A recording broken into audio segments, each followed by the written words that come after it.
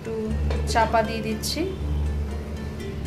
একটু হাত দিয়ে এই কাঁচকলাগুলোকে একটু চটকে নেব। এরকম লাল লাল করে ভেজে নিতে হবে। একসাথে তো সমস্ত বড়াগুলো ভাজা সম্ভব নয়, তো এখানে দ্বিতীয় দফায় চলছে ভাজা, আর এখানে এতগুলো ভাজতে বাকি আছে।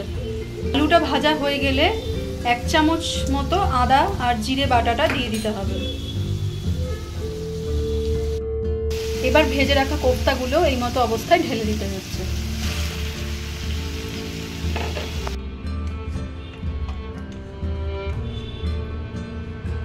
এই কোফতা কারি কিন্তু গরম ভাত বা বাসন্তী পোলাও, ফ্রাইড রাইস এগুলোর সঙ্গে কিন্তু খুব ভালো লাগে। কাঁচা কলার কোফতা বানানোর জন্য প্রথমেই নিয়ে নেব হচ্ছে কাঁচা কলা। তবে এই সাইজের কাঁচা কলাগুলো অনেকটা বড়, তাই আমি একটাই নিচ্ছি, হয়ে যাবে তাতে করে। আপনাদের যদি ছোট ছোট হয় সেক্ষেত্রে আপনারা পরিমাণ মতো নিতে পারেন, তবে আমার এই একটাতেই হয়ে যাবে। এই যে দেখেছেন কত বড়।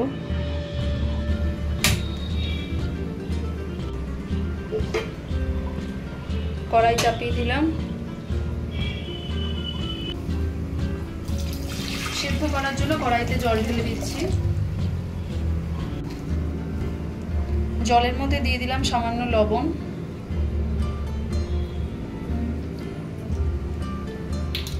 এটা যেহেতু অনেকটা বড়, তো এই যে দেখুন কড়াইতে এটা ঢুকবে না, এত বড় কড়াইতে আমি এটা দিতে পারবো না, তো সেই জন্য আমি মাঝখান থেকে একটু ভাগ করে নিচ্ছি।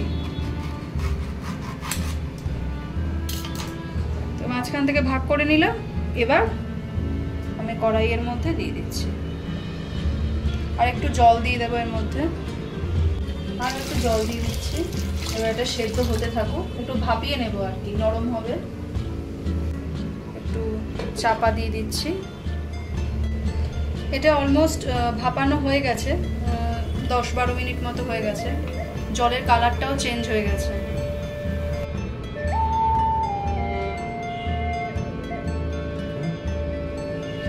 একটু ঠান্ডা হওয়ার জন্য এখানে রাখি, কারণ ঠান্ডা না হলে তো খোসাগুলো ছাড়ানো যাবে না।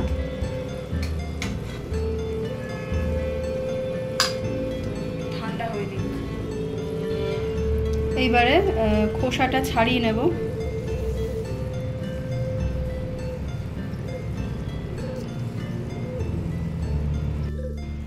সমস্ত কলার খোসা থেকে এগুলো ছাড়ানো হয়ে গেছে, ভেতরের যে নরম হয়ে গেছে পুরো।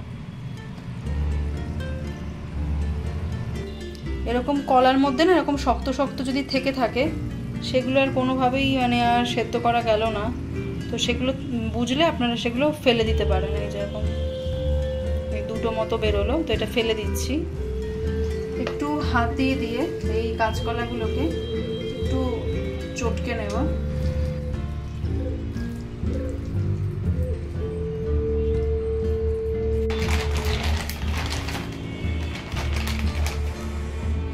এবারে দিয়ে দেব হচ্ছে পরিমাণ মতো বেসন। বেসনের পরিবর্তে আপনারা সেদ্ধ আলু ব্যবহার করতে পারেন বাইন্ডিং এর জন্য। এখন এইটুকু দিচ্ছি, পরে প্রয়োজন হলে একটু দেব। এবারে দিয়ে দিচ্ছি হচ্ছে কোড়া নারকেল। আমি আজকে একটু অন্যরকম পদ্ধতিতে তৈরি করছি, তাই এখানে নারকেল ব্যবহার করছি। এবার একে একে মশলা দিয়ে দেব। দিচ্ছি ধনে গুঁড়ো, এবারে দিচ্ছি হচ্ছে জিরে গুঁড়ো। যেহেতু পরিমাণে অনেকটা, তাই আমি সবকিছুই 1 চামচ করে দিচ্ছি মশলাগুলো। লাল লঙ্কার গুঁড়ো 1 চামচ থেকে একটু কম দিচ্ছি।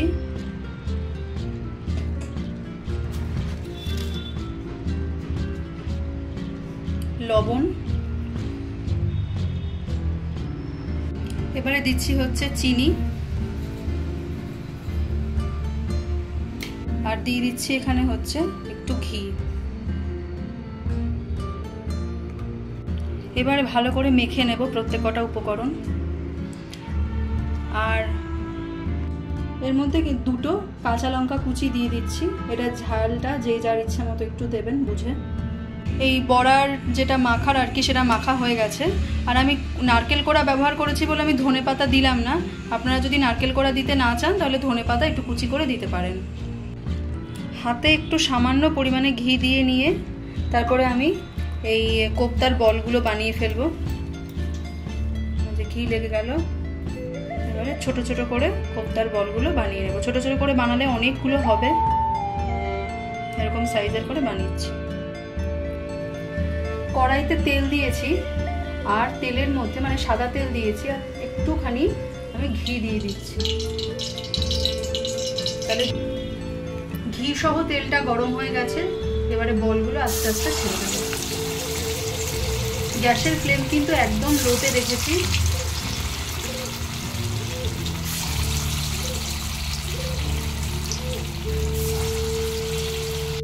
এরকম লাল লাল করে ভেজে নিতে হবে। একসাথে তো সমস্ত বড়াগুলো ভাজা সম্ভব নয়, তো এখানে দ্বিতীয় দফায় চলছে ভাজা, আর এখানে এতগুলো ভাজতে বাকি আছে।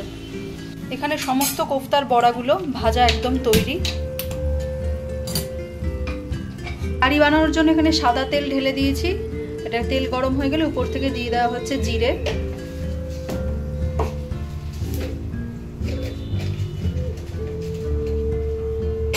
এবারে দেওয়া হচ্ছে শুকনো লঙ্কা মাঝখান থেকে ফাটিয়ে, শুকনো লঙ্কার পরে 5 ফোড়ন।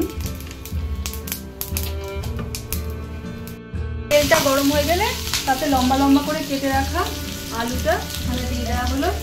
আপনারা লম্বা চাইলে ডুমো ডুমো করেও কাটতে পারেন। এরপরে দিয়ে নেওয়া হচ্ছে হলুদ গুঁড়ো, স্বাদ মতো হচ্ছে লবণ। হলুদ আর লবণ দেওয়ার পরে একটু আলুগুলোকে ভালো করে ভেজে নিতে হবে।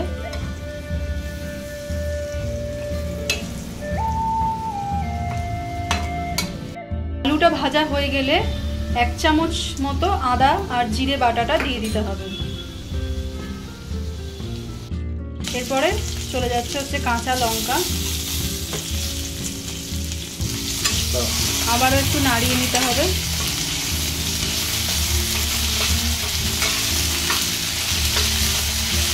এরপরে কেটে রাখা টমেটোটা দিয়ে দিতে হবে। এখানে 2টো টমেটো ব্যবহার করা হয়েছে, এই যে একটা কাটা চলছে।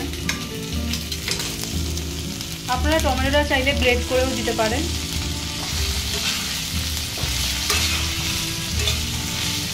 এবারে চাপা দিয়ে টমেটোটাকে একটু কষিয়ে নিতে হবে। টমেটোটা এখানে কষানো হয়ে গেছে, এবারে দিয়ে দেওয়া হচ্ছে লঙ্কার গুঁড়ো, ধনে গুঁড়ো, পরিমাণ মতো লবণ, আর সামান্য পরিমাণে হলুদ গুঁড়ো, জল,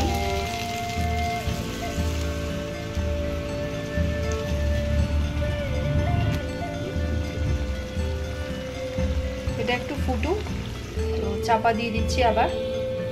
এবার ভেজে রাখা কোফতাগুলো এই মতো অবস্থায় ঢেলে দিতে হচ্ছে। প্রত্যেকটা কোফতা যেন এরকম করে জলের মধ্যে মানে ডুবে থাকে, সেরকম ভাবেই কিন্তু আপনারা জলটা দেবেন। আর এই মতো অবস্থায় গ্যাসের ফ্লেমটাও মানে বাড়ানো থাকবে। আর উপর থেকে দিয়ে দেওয়া হচ্ছে শাহি গরম মশলা,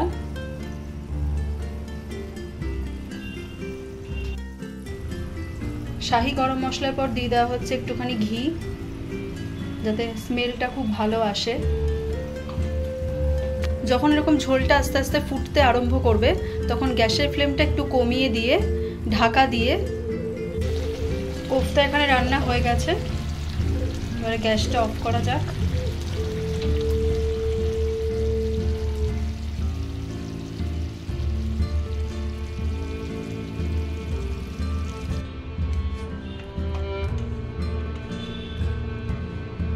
এই কোফতা কারি কিন্তু গরম ভাত বা বাসন্তী পোলাও, ফ্রাইড রাইস এগুলোর সঙ্গে কিন্তু খুব ভালো লাগে। তাছাড়া রুটি, লুচি, পরোটা সব কিছুর সঙ্গেও কিন্তু এই নিরামিষভাবে বানানো পদটা খুব ভালো লাগে খেতে।